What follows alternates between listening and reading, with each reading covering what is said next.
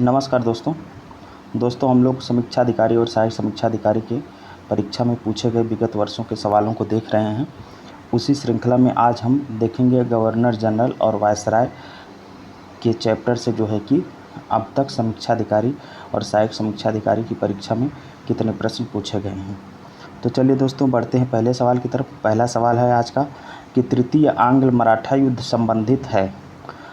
वायसरायों का नाम दिया है, पूछा है कि तृतीय आंग्ल मराठा युद्ध किस वायसराय से संबंधित है। सर जॉन शोर से, लॉर्ड वेलेजली से, लॉर्ड हेस्टिंग्स से, लॉर्ड कॉर्नवालिस से। तो दोस्तों इसका जो सही जवाब है वो है ऑप्शन सी मतलब लॉर्ड हेस्टिंग्स से। दोस्तों जो है कि तृतीय आंग्ल मराठा युद्ध जो 1817 से 1818 के बीच में होता है, इसमें पेशवा जो है कि बाजीराव द्वितीय ने कोरेगांव एवं किरकी के युद्ध में हारने के बाद फरवरी 1818 में अंग्रेज़ों के समक्ष जो है कि समर्पण कर देते हैं। और इस युद्ध के समय जो अंग्रेज़ों का गवर्नर जनरल या वायसराय रहता है वो रहता है लॉर्ड हेस्टिंग्स। तो दोस्तों ऐसे सवाल बहुत सारे आते हैं जो आधुनिक भारत में प्रमुख घटनाएं हुई हैं उस समय कौन वायसराय थे, तो उनसे संबंधित सवाल पूछे जाते हैं। तो तृतीय आंग्ल मराठा युद्ध आप लोग याद रखिएगा, ये हुआ था 1817 से 1818 ईस्वी के बीच। तो इस समय भारत में जो है कि गवर्नर जनरल रहते हैं लॉर्ड हेस्टिंग्स। चलिए अब बढ़ते हैं अगले सवाल की तरफ। अगला सवाल है निम्नलिखित में से किस वर्ष प्रयागराज के किले पर अंग्रेज़ों का अधिकार स्थापित हुआ था। तो दोस्तों इसमें विकल्प है 1790, 1792, 1796 और 1797। तो जो सही विकल्प है वो है विकल्प डी सही है। 1797 ईस्वी में दोस्तों अवध के नवाब रहते हैं सआदत अली। इन्होंने जो है कि इनसे अंग्रेज़ों ने 1797 ईस्वी में जो है कि प्रयागराज, जो प्रेजेंट टाइम में इलाहाबाद प्रयागराज के नाम से जाना जाता है, उसके किले के जो है कि अंग्रेज़ों ने ले लिया था। चलिए बढ़ते हैं अगले सवाल की तरफ। अगला सवाल है कि ब्रिटिश साम्राज्य में अवध का विलय हुआ था वर्ष 1853 ईस्वी में, वर्ष 1854 ईस्वी में, वर्ष 1855 में, वर्ष 1856 में। तो दोस्तों जो अवध का विलय हुआ था ये हुआ था वर्ष 1856 ईस्वी में। कब हुआ था? 1856 ईस्वी में अवध का विलय हुआ था। बड़ी ही रोमांचक घटना हुई थी, अवध का विलय किस तरह से अंग्रेज़ों ने किया था। जबकि अवध अंग्रेज़ों का बहुत ही वफादार क्षेत्र रहता है, लेकिन उसका भी विलय ये लोग कर लेते हैं। और इसका जो विलय होता है वो जिस आधार पर किया जाता है वो बड़ा ही जो है कि रोचक है कि कुशासन का आरोप लगाते हैं अंग्रेज। किसका? जब कोई भी गलती नहीं पाते हैं अवध को शामिल करने के लिए, तो अवध के ऊपर जो है कि कुशासन का आरोप लगा करके जो है कि इसे अपने राज्य क्षेत्र में मिला लेते हैं। ये पूछा जाता है कि अवध पर कौन सा आरोप लगा करके अंग्रेज़ों ने इसे अपने क्षेत्राधिकार में लिया था, तो कुशासन का आरोप लगाए थे। तो दोस्तों देख लीजिए उस समय जो भारत का गवर्नर जनरल था वो था लॉर्ड डलहौजी। कौन था? उस समय वायसराय कहा जाता था इस पद को, तो सॉरी गवर्नर जनरल कहा जाता था। तो ये जो है कि लॉर्ड डलहौजी रहता है। लॉर्ड डलहौजी भारत में वायसराय गवर्नर जनरल रहता है 1848 से 1856 के बीच। 1857 की क्रांति के जस्ट एक साल पहले। कब तक रहता है ये? 1848 से 1856 के बीच ये जो है कि लॉर्ड डलहौजी वायसराय रहता है, गवर्नर जनरल रहता है। दोस्तों क्या होता है कि अवध के नवाब वाजिद अली शाह पर कुशासन का आरोप लगाकर 1856 ईस्वी में अवध का जो है कि अंग्रेजी राज्यों में विलय कर लिया जाता है। डलहौजी ने अवध के विलय की योजना जो है कि बहुत दक्षतापूर्वक बनाई थी। उसने अपने अधिकारियों को वहाँ के शासन की जो है कि जांच करने के लिए भेजा था, जिन्होंने जो है कुशासन के विषय पर विस्तृत विवरण डलहौजी को भेजा, जिसे डलहौजी लंदन भेजकर अवध के विलय के लिए जो है कि तैयार करवा लेता है ब्रिटिश पार्लियामेंट को। और गृह सरकार और ब्रिटिश जनमत तैयार करने के बाद डलहौजी ने बहुत तत्परता से कार्य किया, और अपने इस कार्य को डलहौजी ने इन शब्दों में उचित ठहराया कि यदि अंग्रेज़ सरकार इस प्रकार के कुशासन को, जिसमें करोड़ों लोग पिस रहे हैं, अधिक समय तक चलाने में सहायता देती है, तो वह मानव और ईश्वर दोनों की दृष्टि में जो है कि दोषी होगी। अवध को मिलाने के लिए ये जो है कि तर्क देता है लॉर्ड डलहौजी। अवध के अतिरिक्त जो है कि डलहौजी ने जो है कि और कुछ राज्य क्षेत्र थे जिनको जो है कि वो अपने क्षेत्राधिकार में लेता है, तो उनका क्रम पूछा जाता है। तो आप लोग याद रखिएगा, पेपर और पेन लेकर के बैठिए और इस जो है कि इनके क्रम को नोट कर लिए। सबसे पहले डलहौजी ने जो है कि सतारा को अपने क्षेत्राधिकार में लिया था 1848 ईस्वी में। फिर वह लिया था जैतपुर एवं संभलपुर को 1849 ईस्वी में। फिर बघाट को लिया था 1850 ईस्वी में। फिर उदयपुर को लिया था 1852 ईस्वी में। झांसी को लिया था 1854 ईस्वी में। और नागपुर का विलय वह किया था 1854 ईस्वी में ही। और करौली का विलय किया था 1855 में। अंततः जो है कि वह सबसे अंत में इसी का अवध का विलय करता है 1856 ईस्वी में। चलिए बढ़ते हैं अगले सवाल की तरफ। अगला सवाल है कि अवध सल्तनत के हिंदू नायब वजीर के संदर्भ में निम्नलिखित कथनों में कौन सा सही कथन है। पूछ रहा है कि कथन एक दिया है कि राजा टिकैत राय नवाब अशफुद्दौला के अर्थमंत्री थे। अवध के नवाब के राज्य में सामान्यतः कतिपय हिंदू जातियों के लोगों को उच्च स्थान प्राप्त था। ऑप्शन दिया है कि केवल एक सही है, केवल दो सही है, कि एक और दो दोनों सही है, ना तो एक और ना तो दो सही है। तो दोस्तों इसका जो सही जवाब है वो है ऑप्शन सी, दोनों ही कथन जो है कि सही है। दोस्तों क्या होता है कि राजा जो टिकैत राय रहते हैं ये नवाब आसफुद्दौला के दीवान और अर्थमंत्री थे। तो इस तरह से आपका जो पहला ऑप्शन है वो सही हो जाएगा। और उसके बाद अवध के नवाबों के राज्य में बहुत सारे हिंदू अधिकारी भी जो है कि उच्च पद पर नियुक्त थे। उदाहरण के तौर पर हम देख सकते हैं कि अशफुद्दौला के दो जो दीवान हैं वो खुद राजा टिकैत रहते हैं। और राजा झाऊलाल एवं नवाब सफदरजंग जो हैं ये प्रधानमंत्री व सेना नायक रहते हैं।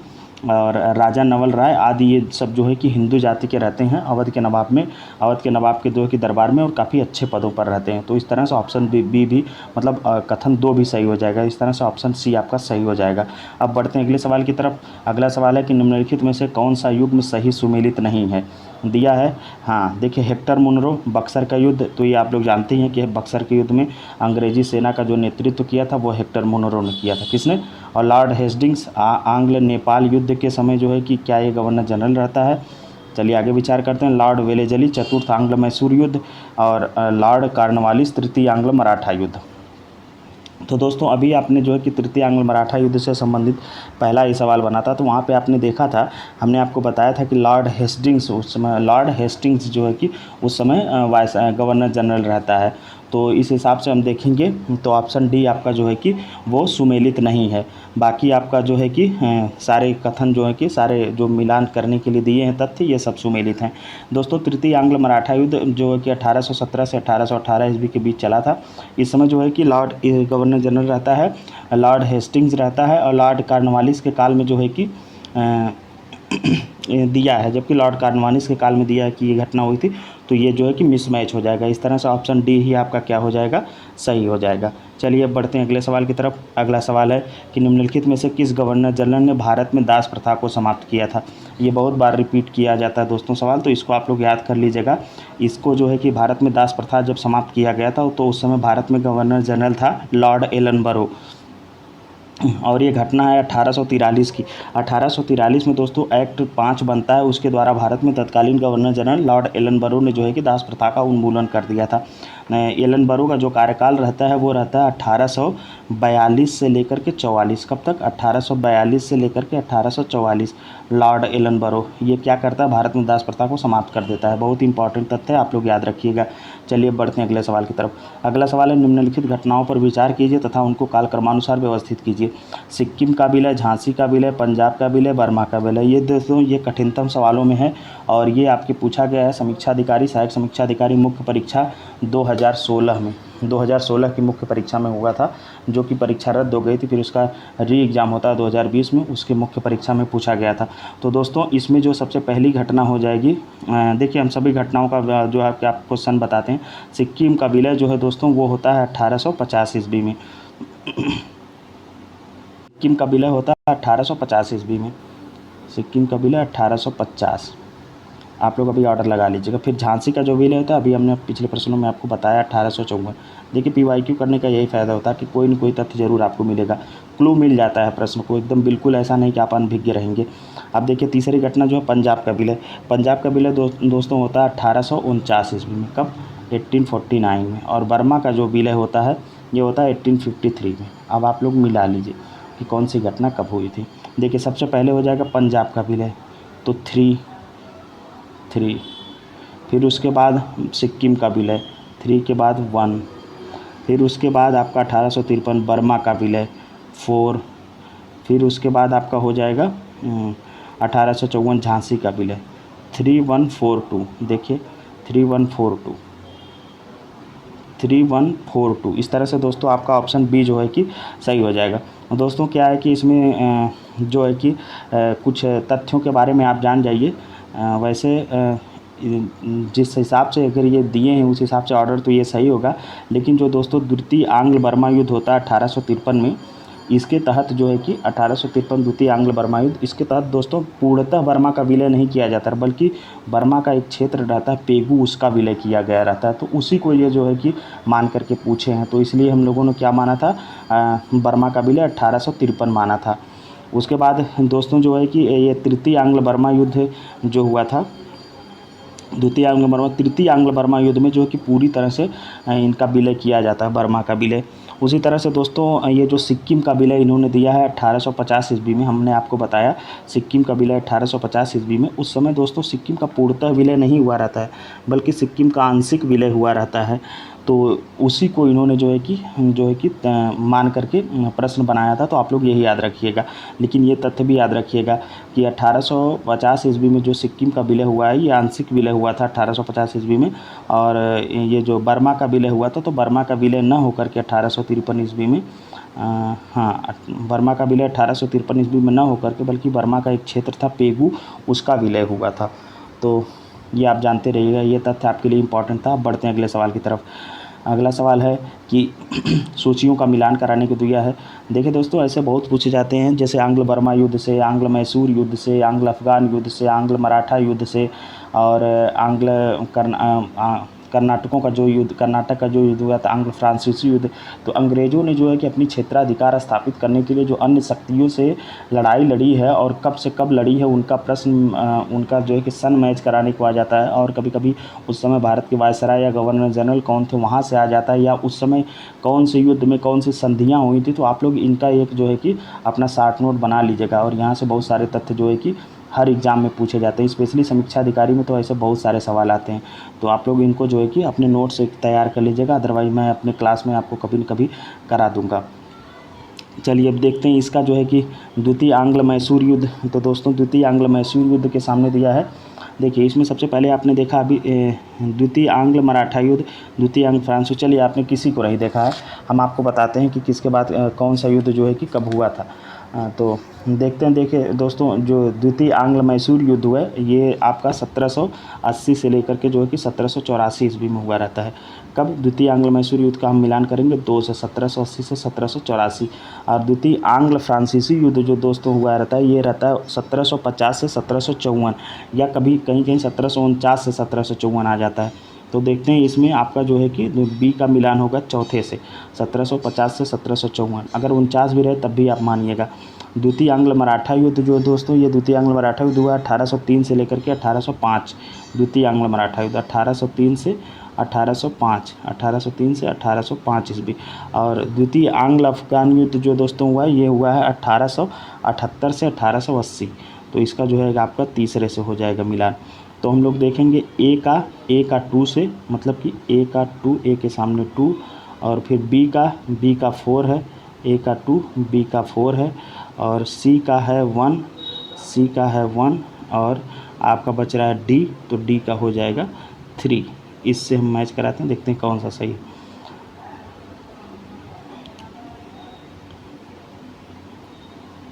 ए का दोस्तों हम लोगों ने मैच कराया था, ए का 2 और बी का 4। इस तरह से जो ऑप्शन ए ही आपका सही हो जाएगा। कौन सा ऑप्शन सही होगा दोस्तों? ऑप्शन ए आपका सही हो जाएगा। अब बढ़ते हैं अगले सवाल की तरफ। अगला सवाल है कि निम्नांकित में से सही सुमेलित नहीं है। देखिए वायसराय या गवर्नर जनरल दे दिया है, और उनसे संबंधित उनकी नीतियों को जो है कि मैच कराने को दिया है। लॉर्ड कॉर्नवालिस अस्थाई बंदोबस्त, ये सही है। लॉर्ड कॉर्नवालिस ने जो है कि अस्थाई बंदोबस्त की शुरुआत की थी, तो ये आपका सही है। लॉर्ड वेलेजली सहायक संधि प्रणाली, ये भी आपका सही है। लॉर्ड वेलेजली ही सहायक संधि प्रणाली की शुरुआत किया था। लॉर्ड हेस्टिंग द्वितीय आंग्ल मराठा युद्ध, तो अभी दोस्तों आपने देखा था कि द्वितीय आंग्ल मराठा युद्ध के समय नहीं, बल्कि तृतीय आंग्ल मराठा युद्ध के समय जो है कि लॉर्ड हेस्टिंग गवर्नर जनरल था। और लॉर्ड विलियम बेंटिंग 1829 का 17वां रेगुलेशन, ये आपका जो है कि सही है। तो इस हिसाब से आपका कौन सा सही विकल्प नहीं है, वो है सी। चलिए दोस्तों, इससे संबंधित तथ्य देख लेते हैं। द्वितीय आंग्ल मराठा युद्ध दोस्तों जो है, देखिए द्वितीय आंग्ल मराठा युद्ध है ना, तो इसी के समय देखते हैं कि गवर्नर जनरल कौन रहता है। द्वितीय आंग्ल मराठा युद्ध आपका 1803 से, पिछले विकल्प में देखिए अभी था, तो 1803 से 1805 ईस्वी के बीच इस समय लॉर्ड वेलेजली रहता है गवर्नर जनरल। कौन रहता है? लॉर्ड वेलेजली रहता है। और लॉर्ड हेस्टिंग्स जो रहता है उसके कार्यकाल में तीसरा जो है कि आंग्ल मराठा युद्ध हुआ रहता है दोस्तों। देखिए दोस्तों, जो क्या होता है कि तृतीय आंग्ल मराठा युद्ध में पेशवा की गद्दी समाप्त कर दी जाती है तथा पश्चिमी भारत में स्थित पेशवा का जो समस्त प्रदेश रहता है वो बम्बई प्रेसिडेंसी में सम्मिलित कर दिया जाता है। इसके अतिरिक्त कंपनी ने जो है कि बुंदेलखंड, मालवा तथा शेष भारत, जिस पर पेशवाओं का प्रभुत्व था, अपना अधिकार जो है कि कर लेता है। चलिए बढ़ते हैं अगले सवाल की तरफ। अगला सवाल है कि निम्नलिखित में से कौन सा युग्म सही सुमेलित नहीं है? स्थानीय स्वशासन, लॉर्ड लिटन, सहायक संधि, लॉर्ड वेलेजली, अभी आपने पिछले विकल्प में देखा था पिछले सवाल में, और राज्य अपहरण नीति, लॉर्ड डलहौजी, अस्थाई बंदोबस्त, लॉर्ड कॉर्नवालिस। देखिए दोस्तों, बिल्कुल वहीं से उठा के दे दिया, केवल एक चीज़ चेंज किया है। देखिए इसको देखिए आप, ये है आपका 2001 में समीक्षा अधिकारी, सहायक समीक्षा अधिकारी की परीक्षा में, उस समय उसे यूडीए एलडीए कहा जाता था, उस समय देखिए 2001 में पूछा है। और अब यहाँ पे देखिए सेम वही चीज़, स्थानीय स्वशासन केवल यहाँ पे नहीं है, वहाँ पे बाकी वही के 3 ऑप्शन जो है कि उठा दिया है। तो स्थानीय स्वशासन लॉर्ड लिटन, यही आपका दोस्तों जो है कि मिसमैच है। स्थानीय स्वशासन लॉर्ड लिटन ने नहीं, बल्कि जस्ट उसके बाद जो गवर्नर जनरल हुआ था, वायसराय हुआ था, वो था लॉर्ड रिपन। कौन था? Lord Ripon. लॉर्ड रिपन के दोस्तों कार्यकाल में जो है कि, तो इस तरह से ऑप्शन ए आपका सही हो जाएगा। कौन सा? Option A. चलिए पहले ऑप्शन ए जान जाइए सही है, फिर उसके बाद हम बताते हैं। देखिए लॉर्ड रिपन क्या होता है कि दोस्तों 1882 ईस्वी में भारत में आधुनिक स्थानीय स्वशासन का इसे क्या माना जाता है? प्रारंभकर्ता माना जाता है। और लॉर्ड रिपन को जो है कि स्थानीय स्वशासन का इसे पिता भी कहा जाता है। इसी ने जो है कि स्थानीय स्वशासन की शुरुआत की थी 1882 ईस्वी में, लॉर्ड रिपन ने। चलिए अब बढ़ते हैं अगले सवाल की तरफ। अगला सवाल है दोस्तों, अगला सवाल है कि निम्नलिखित घटनाओं पर विचार कीजिए। क्लाइव का पुनः भारत आगमन, इलाहाबाद की संधि, बक्सर का युद्ध, वारेन हेस्टिंग्स का भारत का गवर्नर बनना। इनका जो है कि ये क्रोनोलॉजी वाला क्वेश्चन है दोस्तों, तो इसमें कौन सी घटना के बाद कौन सी घटना हुई है उसका हमको जो है कि वो करना है, बताना है। तो दोस्तों जो है कि क्लाइव का पुनः भारत आगमन जो है ये आपका होता है 1765 ईस्वी में। कब होता है? 1765 ईस्वी में, 1765 ईस्वी में जो है कि ये पुनः आता है। और इलाहाबाद की जो संधि होती है ये भी आपकी 1765 में ही होती है, 1765 में। बक्सर का युद्ध जो होता है ये 1764 में, 22 अक्टूबर 1764। वारेन हेस्टिंग्स का भारत गवर्नर बनना, वारेन हेस्टिंग्स का ये बनता है 1772 में। कब? 1772। दोस्तों यहाँ पे देखिए सारी बातें सही है, इसका हम क्रोनोलॉजी मिला लेंगे और आराम से हो जाएगा। लेकिन यहाँ पे देखिए चौथे विकल्प पे आप विचार करिए, वारेन हेस्टिंग्स का भारत का गवर्नर बनना। इस समय दोस्तों ये भारत का गवर्नर नहीं बन के आता, बल्कि ये बनता बंगाल का गवर्नर। कहाँ का बनता है? बंगाल का गवर्नर। भारत का गवर्नर पहली बार कोई बनता है तो वो 1833 के अधिनियम के तहत ये जब घोषित कर दिया जाता है कि बंगाल का गवर्नर ही पूरे भारत का गवर्नर होगा, तब जाकर के कोई भारत का गवर्नर जनरल बनता है। तो उस समय ये क्या रहता है? बंगाल का गवर्नर रहता है। तो इस हिसाब से दोस्तों ये प्रश्न जो है कि त्रुटिपूर्ण हो जाएगा। लेकिन चलिए, अगर यहाँ पे मान लीजिए कि भारत का न रह करके बंगाल का गवर्नर रहता, तब क्या ये जो है कि इस सवाल का जो है कि जवाब होता। तो इसका जवाब दे रहे हैं कि कौन सी घटना के बाद कौन सी घटना होती है। तो दोस्तों इसका जो सही उत्तर हो जाएगा, इसका जो दोस्तों सही उत्तर हो जाएगा वो देखिए हमने, दोस्तों इसका जो सही उत्तर होगा अगर इस हिसाब से देखेंगे तो इसका जो है कि ऑप्शन बी सही होगा। देखिए कैसे, हम आपको बताते हैं। इसमें 2 घटनाएं बहुत करीब का दे दिया है।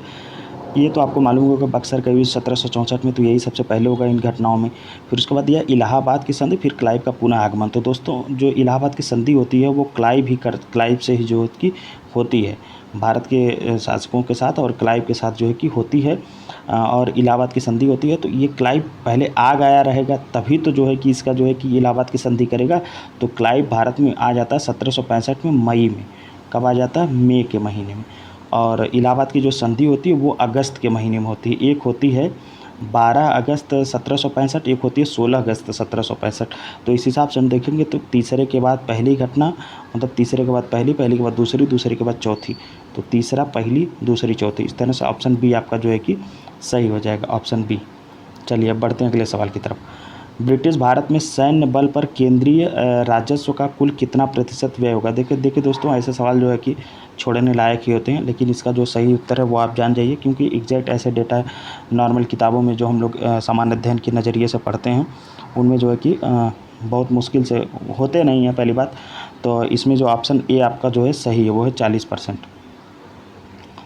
चलिए अब बढ़ते हैं अगले सवाल की तरफ। अगला सवाल दिया है कि 18वीं शताब्दी के उत्तरार्ध में किसे प्रायः कंपनी बहादुर की शान शौकत का स्थानीय प्रतिनिधि कहा जाता था। ये भी देखिए 2021 में ही पूछा गया। 2021 में काफ़ी ऊटपटांग सवाल आए थे।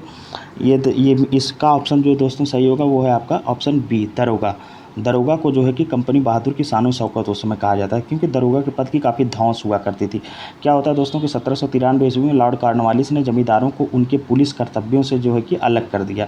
जमींदारों को जो है कि उनका पुलिस वाला काम नहीं रह गया, केवल जमींदारी का काम रह गया, तो अलग कर देता है और प्रत्येक 20 से 30 वर्ग मील के क्षेत्र में जो है कि थाना स्थापित करता है तथा दरोगा नामक पुलिस अधिकारी की नियुक्ति करता है। और दरोगा की नियुक्ति एवं पर्यवेक्षण मजिस्ट्रेट के द्वारा जो है कि किया जाता था। किसान जो है कि किसान दरोगा को कंपनी बहादुर की शान शौकत का स्थानीय प्रतिनिधि मानते थे। तो चलिए दोस्तों बढ़ते हैं अगले सवाल की तरफ। अगला सवाल है कि अंग्रेज के विरुद्ध बनारस विद्रोह का नेतृत्व किसने किया था। अंग्रेज़ों के विरुद्ध जो है कि बनारस विद्रोह का नेतृत्व किए थे राजा चेत सिंह। कौन किए थे? राजा चेत सिंह। देखिए दोस्तों क्या होता है कि बनारस विद्रोह 1781 ईस्वी में हुआ था और इस विद्रोह में तत्कालीन गवर्नर जनरल वारेन हेस्टिंग ने अपने सैनिकों के साथ भागकर चुनार के किले में जो है कि शरण लिया था। तो राजा चेत सिंह के समय में जो है कि अंग्रेज़ों के विरुद्ध बनारस विद्रोह हुआ था के नेतृत्व में, राजा चेत सिंह के नेतृत्व में। चलिए बढ़ते हैं अगले सवाल की तरफ। अगला सवाल है कि किस वायसराय की हत्या अंडमान निकोबार द्वीप समूह में जब वे भ्रमण पर थे एक दंडित अपराधी द्वारा जो है कि की गई थी। तो इसका जो दोस्तों सही जवाब है वो option C, Lord Mayo. Lord Mayo ये गवर्नर जनरल रहता है 1869 से लेकर के 72 के बीच में ये वायसराय रहता है। की हत्या अंडमान निकोबार द्वीप समूह में जब ये जेल का भ्रमण करने गया रहता तो उस दौरान जो है कि शेर अली नामक पठान के द्वारा इसकी हत्या कर दी जाती है। और मेयो जो है कि प्रथम वायसराय था जिसकी हत्या उसके कार्यकाल में ही की गई थी। मेयो के अन्य प्रमुख कामों में जान जाइए कि जो पूछा जाता है, मेयो के समय में ही भारत में प्रथम जनगणना हुई थी 1772 ईस्वी में, अनियमित तौर पर 1881 ईस्वी से शुरू होती है, 1871 ईस्वी में हुई थी और 1881 ईस्वी से जो है कि नियमित तौर पर हर 10 वर्ष जनगणना कराने का जो है कि प्रावधान होता है। और इसी के समय में जो है कि कृषि विभाग की भी स्थापना हुई थी लॉर्ड मेयो के समय में। चलिए दोस्तों बढ़ते हैं अगले सवाल की तरफ। प्राचीन स्मारक संरक्षण एक्ट किस गवर्नर जनरल के कार्यकाल में जो है कि पारित हुआ था। तो ये दोस्तों लॉर्ड कर्जन के समय में प्राचीन स्मारक संरक्षण एक्ट जो है कि ये लॉर्ड कर्जन के समय में पारित हुआ था 1904 ईस्वी में। इसमें क्या होता है दोस्तों कि पहली बार ऐतिहासिक इमारतों की सुरक्षा एवं मरम्मत की ओर ध्यान देते हुए जो है कि 50,000 पाउंड की धनराशि का आवंटन किया गया था और इस कार्य के लिए भारतीय पुरातत्व सर्वेक्षण को एकीकृत एवं केंद्रीय स्वरूप देते हुए जॉन मार्शल को इसका जो है कि नया महानिदेशक नियुक्त किया गया था। चलिए दोस्तों बढ़ते हैं अगले सवाल की तरफ। अगला सवाल है कि फूट डालो और राज्य करो की रणनीति अपनाई गई थी। दिया है कि किसके द्वारा जो है कि फूट डालो और राज करो की रणनीति अपनाई गई थी। लॉर्ड कर्जन द्वारा, लॉर्ड मिंटो द्वारा, लॉर्ड डलहौजी द्वारा और लॉर्ड वेलेजली द्वारा। दोस्तों इसमें जो है कि वैसे आयोग के द्वारा इसका जो सही उत्तर माना गया था लॉर्ड मिंटो के द्वारा, लेकिन अगर आप ध्यान देंगे तो लॉर्ड कर्जन भी जो है कि इस नीति का जो है कि अनुसरण करता है, क्योंकि जब वो बंगाल का विभाजन करता है तो बंगाल का विभाजन जिस आधार पर वो करता है, आधार तो भले ही बताता है कि इतना बड़ा क्षेत्र है, इस पर शासन करना चलाने में मुसीबत हो रही है, लेकिन उसका सीधा उद्देश्य रहता है कि हिंदू और मुसलमानों को अलग अलग क्षेत्रों में बांट दो ताकि जो है कि बंगाल में जो विद्रोह उपज रहा है उसको जो है कि दबाया जा सके। तो और लॉर्ड मिंटो 1909 ईस्वी में जो एक अधिनियम पारित होता है जिसके तहत जो है कि पृथक निर्वाचन प्रणाली की व्यवस्था अपनाई जाती है। इसके तहत जो है कि वो मुस्लिमों को पृथक निर्वाचन प्रणाली का अधिकार मिलता है। फिर 1919 के अधिनियम में जो सिखों को भी मिल जाता है, तो इसके तहत जो है कि वो फूट डाल करके राज्य करने की नीति उसकी झलकती है, उसकी इस नीति के द्वारा, लॉर्ड मिंटो के द्वारा। तो इसमें जो कि दोस्तों आप दोनों ऑप्शन सही है, लेकिन आयोग के द्वारा जो है कि ऑप्शन बी सही माना गया था। अगर कहीं दोबारा ये प्रश्न आता है और लॉर्ड मिंटो नहीं रहते हैं, लॉर्ड कर्जन रहते हैं, तो उनको प्राथमिकता देते हुए आप लोग जो है कि लॉर्ड कर्जन को सही टिक करिएगा। चलिए बढ़ते हैं अगले सवाल की तरफ। अगला सवाल है कि ब्रिटिश भारत की राजधानी का कलकत्ता से दिल्ली स्थानांतरण किसके काल में किया गया था? तो दोस्तों किया गया था लॉर्ड हार्डिंग के कार्यकाल में। कब किया गया था? लॉर्ड हार्डिंग 1911 ईस्वी में दिल्ली दरबार का आयोजन किया गया रहता है। उसी समय जो है कि राजा दिल्ली के वहाँ के जो है कि ब्रिटेन के राजा रहते हैं जॉर्ज पंचम, उनका स्वागत होता है और उसी समय जो है कि कलकत्ता से भारत की राजधानी जो है कि दिल्ली को शिफ्ट कर दी जाती है। दोस्तों इस जो है कि आप लोग एक और जान जाइए कि दिल्ली दरबार कब कब हुए थे। ये तीसरे दिल्ली दरबार में जो है कि ये घटना हुई थी और यही आखिरी दिल्ली दरबार था। तो जो पहला दिल्ली दरबार हुआ था वो 1877 में हुआ था, दूसरा दिल्ली दरबार 1903 में हुआ था और तीसरा दिल्ली दरबार जो हुआ था 1911 में जॉर्ज पंचम के स्वागत में। और इसी समय जो है कि भारत की राजधानी कलकत्ता से जो है कि दिल्ली शिफ्ट कर दी गई थी। चलिए बढ़ते हैं अगले सवाल की तरफ। अगला सवाल है कि अंग्रेज़ों ने रैयतवाड़ी बंदोबस्त कहाँ लागू किया था? ऑप्शन है Bengal presidency, Madras presidency, Bombay presidency और मद्रास और बम्बई दोनों। तो दोस्तों ये जो रैयतवाड़ी बंदोबस्त है, पहले ये जानिए कि रैयतवाड़ी बंदोबस्त होता क्या था। तीन तरह की जो है कि भू व्यवस्था भारत में लागू हुई थी। जमींदारी व्यवस्था, मालवाड़ी व्यवस्था, रैयतवाड़ी व्यवस्था। तो जमींदारी व्यवस्था में जो है कि ज़मीन का मालिकाना हक जमींदार के पास रहता था और वही जो है कि उसी के थ्रू जो है कि अंग्रेज़ जो है कि लगान लेते थे। और ये तो रहा आपकी जमींदारी व्यवस्था में। उसके बाद जो रैयतवाड़ी व्यवस्था है इसमें डायरेक्ट किसान से लगान लिया जाता है अंग्रेज़ों के द्वारा। और उसके बाद जो मालवाड़ी व्यवस्था उसमें एक ग्राम क्षेत्र रहता है जिसका एक मुखिया कोई बना दिया जाता है और उसके थ्रू जो है कि जो मुखिया रहता है वो जो है कि अंग्रेज़ों को टैक्स देता है और मुखिया की जिम्मेदारी रहती है कि जो भू क्षेत्र पर जो लोग कृषि कर रहे हैं उनसे वो लगान वसूले। तो इसमें दोस्तों जो है कि रैयतवाड़ी बंदोबस्ती व्यवस्था की बात कर रहा है। तो रैयतवाड़ी बंदोबस्त व्यवस्था जो है कि ये आपका मद्रास और जो है कि बम्बई प्रेसिडेंसी में लागू हुई थी। दोस्तों इस व्यवस्था के तहत हमने बताया कि कृषक से डायरेक्ट टैक्स लिया जाता था और ये भारत के 51% भूभाग पर इस व्यवस्था के अंतर्गत जो है कि 51% भारत का तत्कालीन भूभाग जो है कि आता था।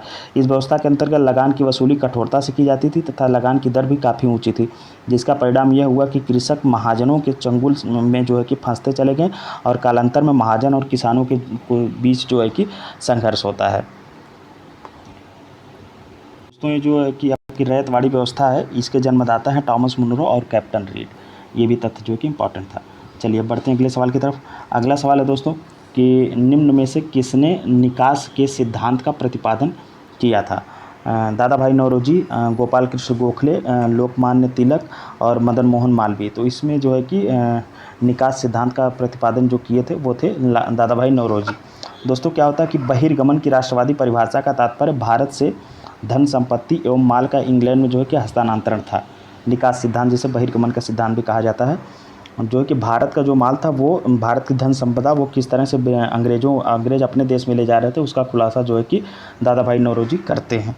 जिसके बदले में दोस्तों ये क्या करते हैं कि भारत को इसके समतुल्य कोई भी आर्थिक, वाणिज्यिक और भौतिक प्रतिलाभ जो है कि नहीं देते हैं। भारत से तो वो धन संपदा ले जाते हैं लेकिन उसके एवज में भारत को किसी भी तरह से संपन्न नहीं करते हैं। इस प्रकार भारतीय दृष्टिकोण से जो है कि यह बहिर्गमन का अर्थ था कि आयात की तुलना में अधिक निर्यात का होना।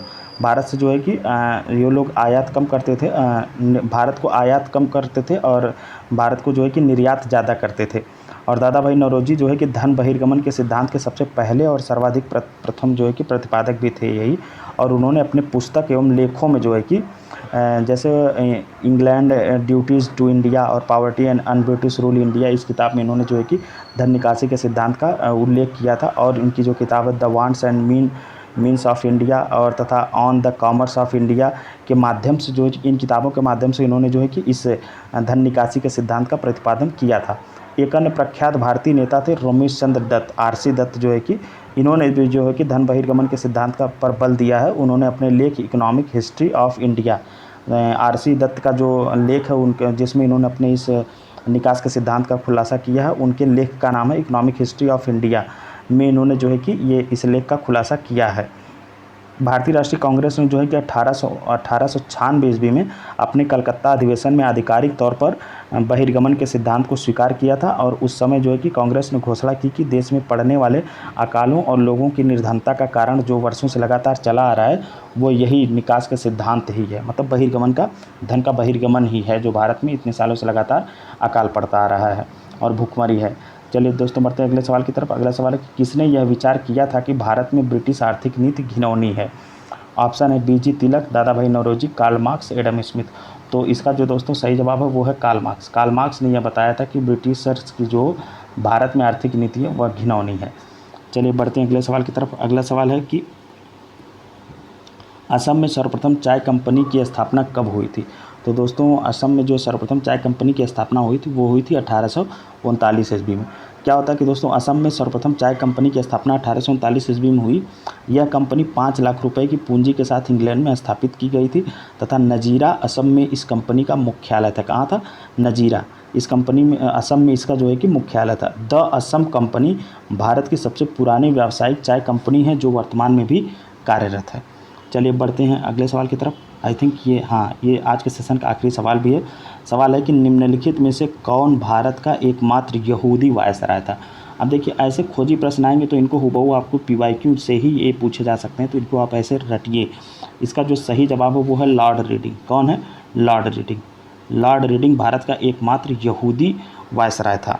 भारत का एकमात्र यहूदी वायसराय था और इसका जो कार्यकाल था वो था दोस्तों 1921 से 1926। और इसके समय की जो प्रमुख घटनाएं हैं वो जान जाइए। 1921 से 1926 के बीच की, उस समय चौरी चौरा की घटना होती है और स्वराज पार्टी का गठन होता है और रॉलेट एक्ट का जो है कि समापन होता है, निरसन, मतलब कि रॉलेट एक्ट को क्या होता है, समाप्त कर दिया जाता है। तो दोस्तों आज के लिए बस इतना ही। अगर आपको वीडियो अच्छा लगा हो तो लाइक करिए और चैनल को सब्सक्राइब करिए। धन्यवाद।